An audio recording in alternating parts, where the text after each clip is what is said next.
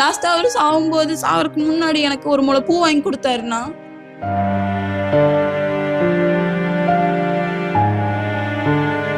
சாலை விபத்தில் உயிரிழந்த பிரபல காமெடி யூடியூபர் ராகுல் டிக்கி மனைவி கணவர் குறித்து பேட்டியளித்துள்ளது பார்ப்பவர்களை கண்கலங்க வைத்துள்ளது.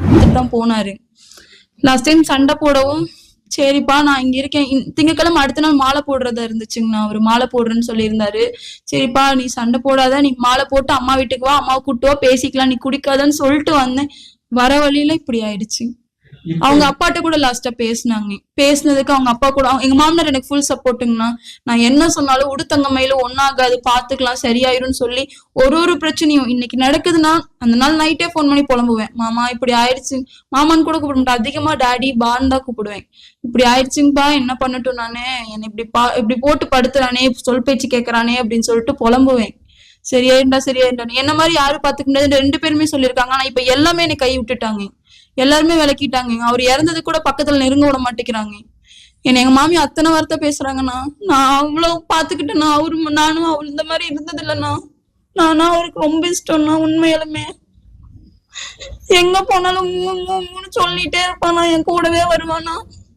இப்ப இறந்ததுக்கு அப்புறம் உன்னை பாக்குற கூட விடலன்னு சொன்னாங்க, என்ன பிரச்சனை? அண்ணா நாங்க எரிச்சிடலாம்னு சொன்னோம்னா, அவரு போஸ்ட்மார்ட்டம் பண்ணிட்டாரு, அப்படியே வச்சா நல்லா இருக்காது அப்படின்னு சொல்லி எரிச்சிடலான்னு தானே சொன்னேன். எங்க மாமனாருக்கு அதுதான் விருப்பம். ஆனா எங்க மாமியார் அவங்களோட தாட் படி அவங்க எரிக்கிற மாதிரி இருந்ததுன்னா அந்த இடத்துல சீர் சடங்கு பண்ணா நான் தான் ஒய்ஃப்னு எல்லாத்துக்கும் தெரிஞ்சிரும்னு சொல்லி அது வேண்டான்னு சொல்லி அல்லமீன் தர்கால வச்சு பண்றேன்ட்டு போயிட்டாங்க. அங்க பண்ணதுனால அழுக கூடாது, தொட்டு கும்பிடக்கூடாதுன்னு சொல்லி நிறைய ரூல்ஸ் போட்டு ஒரு ஓரமா நிக்க வச்சு நிறைய வார்த்தை பேசிட்டாங்கண்ணா. என்ன பண்றதுன்னு தெரியாம அதே இடத்துல தானே கல் நெஞ்ச மாட்டு நின்னுட்டு வெளிப்படுத்திக்கவும் மாட்டேங்கிறாங்க. இருக்கும்போது பையனை குறை சொல்றது எல்லாமே பண்ணாங்க. அப்பயுமே அவன் அப்படி சொல்லாதீங்க, ஒரு கட்டத்துல நல்லபடியா வருவான், வேலைக்கு போகாத, குத்தி காமிச்சு ஒவ்வொன்னும் எங்க வீட்டுக்காரர் சொல்லும் போதெல்லாம் சரியாயிரும் அவருக்கு நான் ஆறுதல் கொடுத்துட்டு இருந்தேன். எங்க மாமியார் அவ்வளவு டார்ச்சர் பண்ணாங்க, அப்படி இருந்து அக்செப்ட் பண்ணிட்டு தான் இருந்தாரு.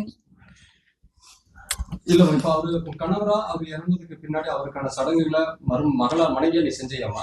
எல்லாமே செஞ்சுட்டேன்னா, என் அம்மா வீட்டுல தானே செஞ்சேன். யாருமே சடங்கும் பண்ணல, எதுவும் பண்ணலண்ணா. பண்ற கூட நிக்க மாட்டேன்ட்டாங்கண்ணா. அவர் இறந்தாரு, எல்லாமே என் பக்கம் திருப்பிட்டு எதுவுமே பண்ண மாட்டேன்னு சொல்லிட்டாங்கண்ணா. இப்போ ஒரு ஆறுதல் கூட நிக்க மாட்டேங்கிறாருங்கண்ணா. எங்க மாமனார் என்ன பிடிச்சி அழுதாரு. அங்க போனதுக்கு அப்புறம் எங்க மாமியார் கூட செஞ்சுட்டு எதுவுமே பண்ண மாட்டேன்ட்டாங்க. இப்போ தன்னந்தனியா என் புருஷனை இழந்துட்டு இப்படி உக்காந்துட்டு இருக்கேன் நான் இந்த கோலத்துல. லாஸ்டா அவரு சாவறதுக்கு முன்னாடி எனக்கு ஒரு முளை பூ வாங்கி கொடுத்தாருண்ணா. அதுக்கப்புறம் முழுசா எல்லாத்தையும் இழந்துட்டு உட்காந்துட்டேன் நானு. செய்திகளை உள்ளது உள்ளபடி தெரிந்து கொள்ள ரெஃப்ளெக்ட் நியூஸை சப்ஸ்கிரைப் பண்ணுங்க.